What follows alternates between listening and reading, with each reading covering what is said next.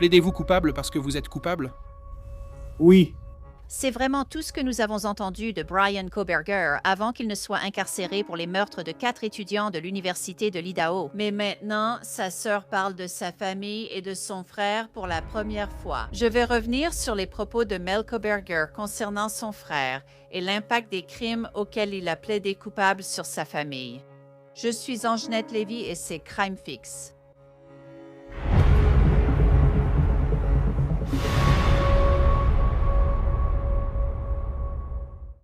Il y a un peu plus de 5 mois, Brian Koberger a été condamné à 4 peines de prison à vie pour les meurtres de Maddie Mogan, Kayleigh Gonsalves, Ethan Chapin et Xana Carnotal.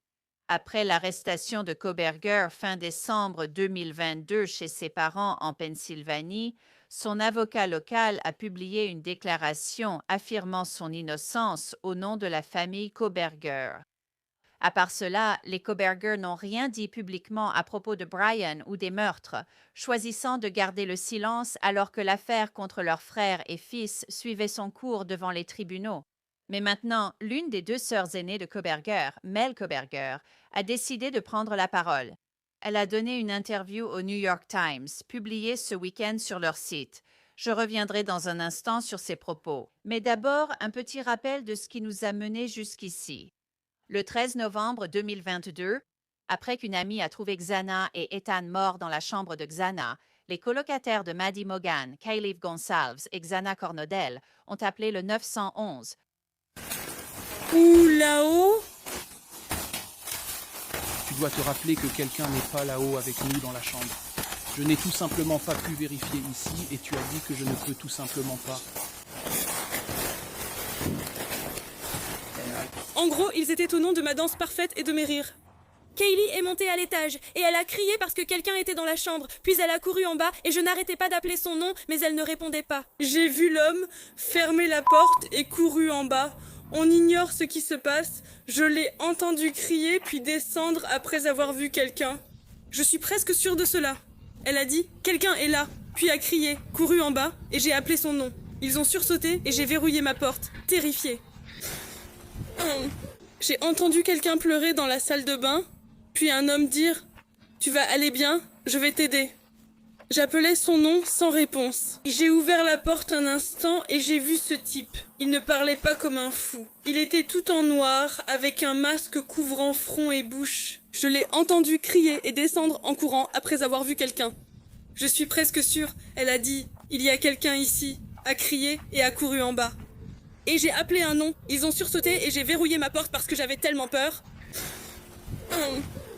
J'ai entendu quelqu'un pleurer dans la salle de bain, puis un homme dire « Tu vas aller bien? Je vais t'aider ».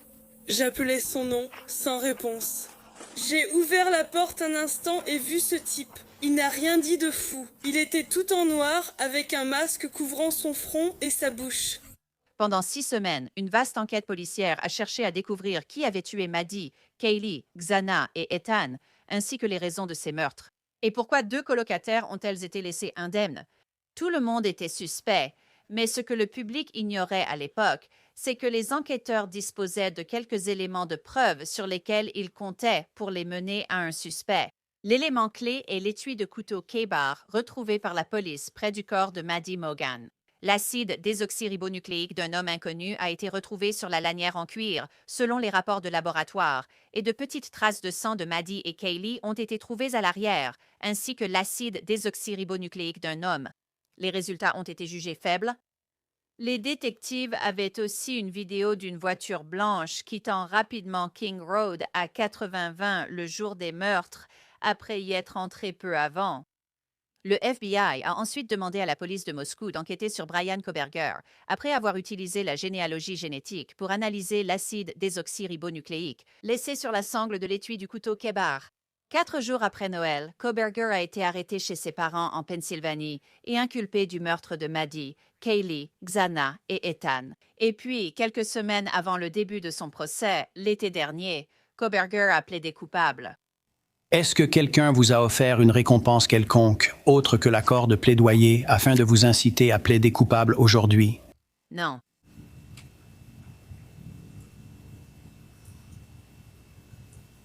Plaidez-vous coupable parce que vous l'êtes? Oui. L'avez-vous fait? Le 13 novembre 2022, dans le comté de Leito, dans l'État de l'Idaho, avez-vous tué et assassiné Madison Mogan, un être humain? Oui.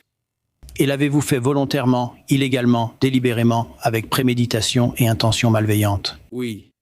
Le 23 juillet 2025, la juge Hippler a condamné Brian Koberger à 4 peines de prison à vie consécutive pour les meurtres de Maddie, Kaylee, Xana et Ethan. La mère et la sœur de Koberger, Amanda, étaient présentes.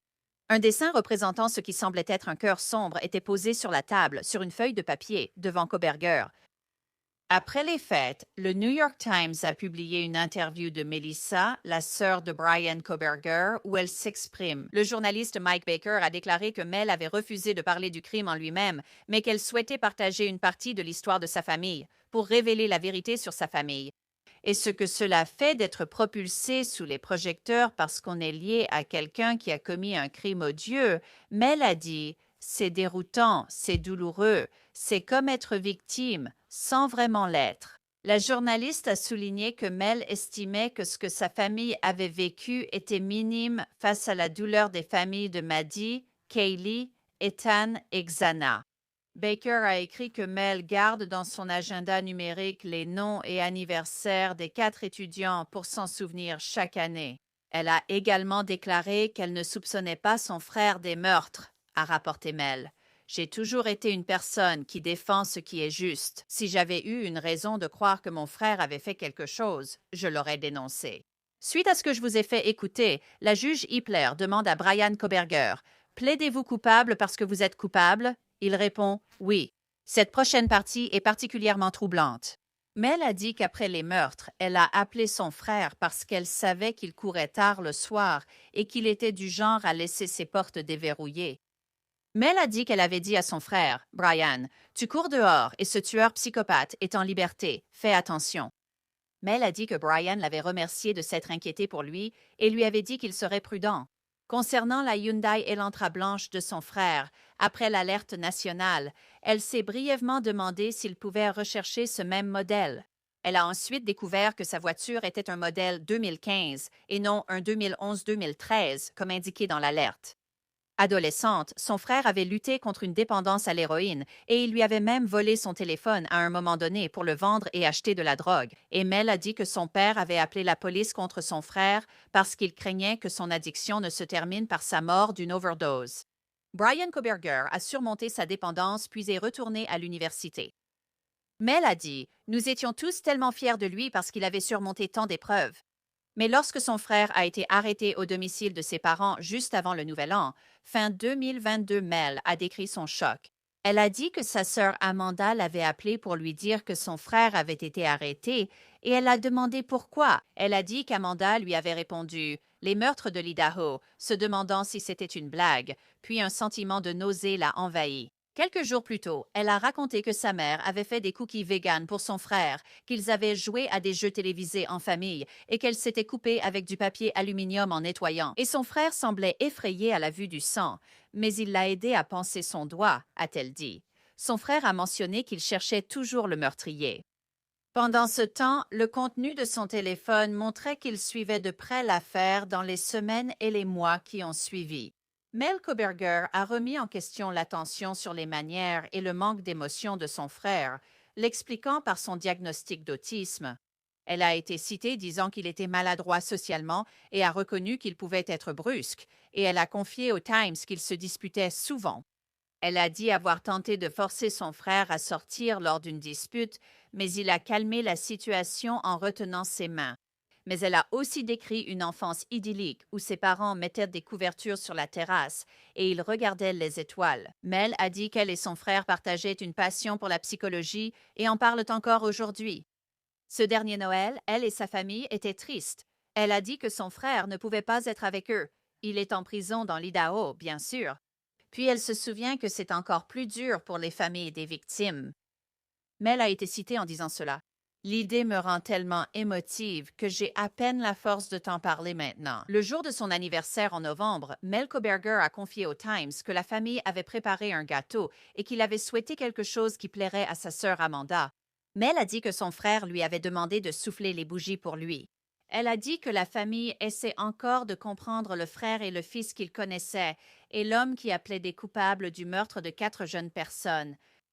Et vous vous souvenez de ce cœur qui était posé devant Bryan Kohberger sur une feuille de papier lors de sa condamnation? Eh bien, devinez quoi? Mel Kohberger a dit qu'elle avait dessiné ce cœur et l'avait donné à ses avocats pour montrer son soutien à son frère. Donc, pour discuter de ce que Mel Kohberger avait à dire, je voudrais faire intervenir le docteur Daniel Bober. C'est un psychiatre légiste qui a suivi cette affaire avec moi, docteur Bober. Vous savez, Mel Kohberger et la famille Kohberger sont restés silencieux jusqu'à présent pendant toute cette épreuve. Donc, Mel Kohberger a apparemment décidé de parler au New York Times.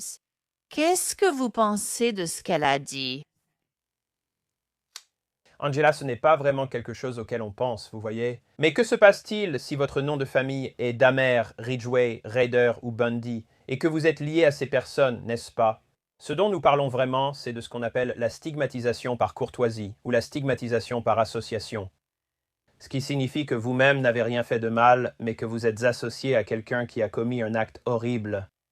On aborde alors la suspicion du public, n'est-ce pas? Que saviez-vous et quand l'avez-vous appris? Et cette fracture identitaire? Juste ici, c'est mon frère, que j'aime, que je connais depuis que je suis enfant, qui a commis cet acte monstrueux.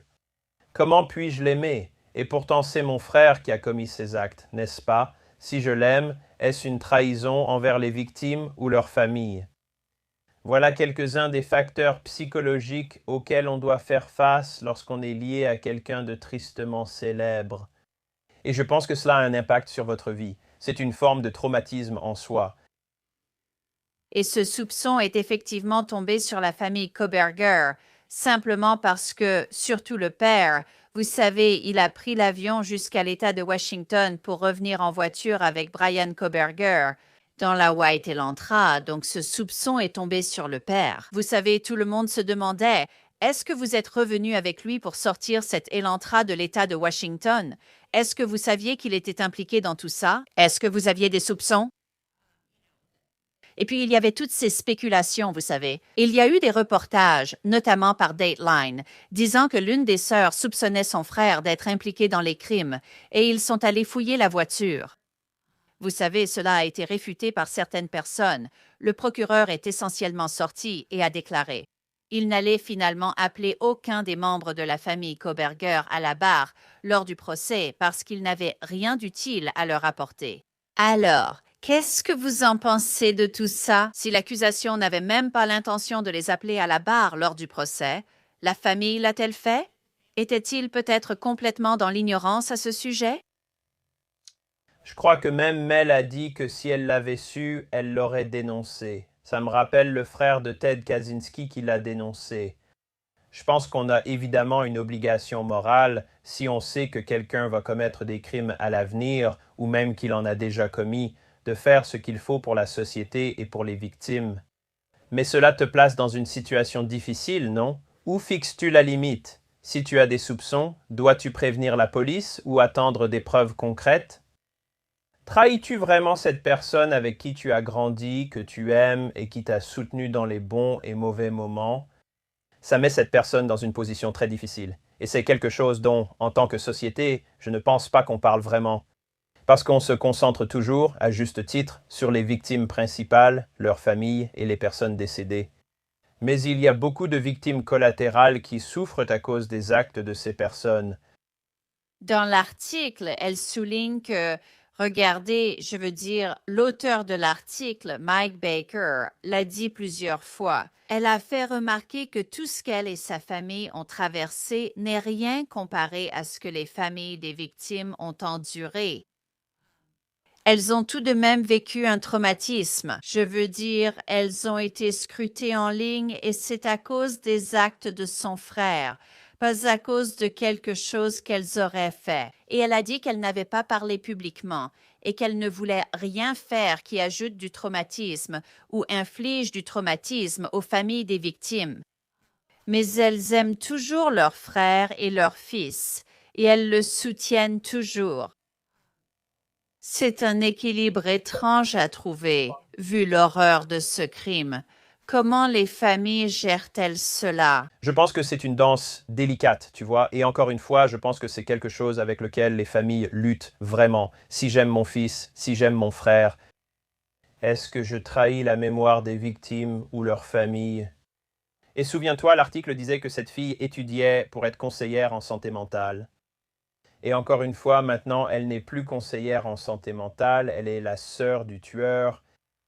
C'est presque comme un badge de honte qu'elle doit porter, presque comme une lettre écarlate qu'elle devra toujours avoir. Peut-être qu'elle changera de nom en se mariant à cause de son nom de famille. Je me souviens avoir regardé Cable News Network quand ils ont invité le frère de Jeffrey Dahmer, et le frère de Jeffrey Dahmer a changé de nom de famille pour sortir de la lumière publique. Donc c'est une stigmatisation qu'ils portent avec eux, et tu sais, ce n'est pas justifié. Tu sais, beaucoup de choses ont été laissées de côté dans l'article du New York Times et c'est leur prérogative. Beaucoup d'informations ont émergé sur Brian Koberger et son comportement à l'Université de l'État de Washington lors de l'enquête, en particulier son attitude envers les femmes et le fait qu'il traitait mal les femmes à certains égards, ou du moins qu'il les considérait mal. On n'entend rien de tout ça de la part de Mel Koberger. Il a grandi dans une maison avec, tu sais, une mère, un père, 2 grandes sœurs. Rien ne laisse penser qu'il ait jamais été irrespectueux envers elle. À part, tu sais, le fait qu'il lui ait volé son téléphone portable quand il était en pleine dépendance à l'héroïne. Ils ont appelé la police, ce que j'ai trouvé très intéressant, parce qu'ils pensaient qu'il prenait un chemin terrible. Cela pourrait le conduire à mourir d'une overdose. Donc, ils ont fait cela pour lui venir en aide, et il semble que ça l'ait sauvé de lui-même et de la dépendance à l'héroïne. Ils l'ont déjà fait auparavant, ils ont appelé la police contre lui. Mais il y avait quelque chose d'intéressant où elle a parlé du fait qu'ils se sont disputés aussi, une fois, et tu sais, elle n'a jamais connu son frère comme étant violent, mais ils se sont disputés tellement violemment qu'il a dû physiquement la retenir ou quelque chose comme ça. Donc, on dirait que tout n'était peut-être pas aussi idyllique dans la famille Koberger entre Brian et elle, ou avec la famille, comme elle essaie de le faire croire, tu vois. Elle dit d'un côté, « Tu sais, il nous réveillait, prenait à emporter, mettait des couvertures sur la terrasse et on regardait les étoiles. » Mais ensuite, elle décrit une dispute très violente. Alors, qu'est-ce que tu en penses, toi? Je le répète sans cesse à mes patients. Chaque famille a ses secrets, non? Les gens montrent ce qu'ils veulent et voient ce qu'ils souhaitent voir. Donc elle ressent probablement d'une certaine manière qu'elle trahit son frère en disant des choses négatives sur leur relation ou sur la famille. Je suis sûr qu'elle est dans une situation très difficile. Je sais qu'elle veut en quelque sorte éduquer le public, si tu veux, sur le fait qu'elle n'a peut-être pas vu ça venir. Je pense qu'appeler la police pour une overdose ou la consommation d'héroïne est évidemment très différent de cette situation. Mais toutes ces personnes dans la famille, je pense, étaient dans une situation très difficile. Vous savez, ils avaient une obligation morale de protéger la société, mais encore une fois, certains diraient que le sang est plus épais que l'eau, et ils veulent aussi protéger leurs proches. Donc c'est vraiment une situation impossible, et il n'y a pas de gagnant. S'il se comporte mal envers les femmes ou s'il a de l'animosité envers les femmes, si c'était vraiment le cas à l'Université d'État de Washington, pensez-vous qu'il aurait bien traité ses sœurs et sa mère? Je veux dire, est-ce que ça aurait été une dynamique différente? Donc on pourrait le penser, n'est-ce pas, mais les gens peuvent compartimenter, vous savez, on voit ça avec les figures du crime organisé, n'est-ce pas? Ils peuvent aller et tuer 3 personnes, mais ensuite ils rentrent chez eux, s'assoient avec leur famille, dînent comme si de rien n'était et ils embrassent leurs enfants. Donc les gens sont capables de compartimenter et on a vu ça aussi avec Ted Bundy. Vous savez, il menait cette vie, vous voyez? Ce qui semblait être une vie de famille idyllique, mais il commettait des crimes horribles la nuit à différents moments. Donc, il semble que les deux ne seraient pas compatibles l'un avec l'autre, mais les gens peuvent mener des vies très différentes au sein d'une même personne.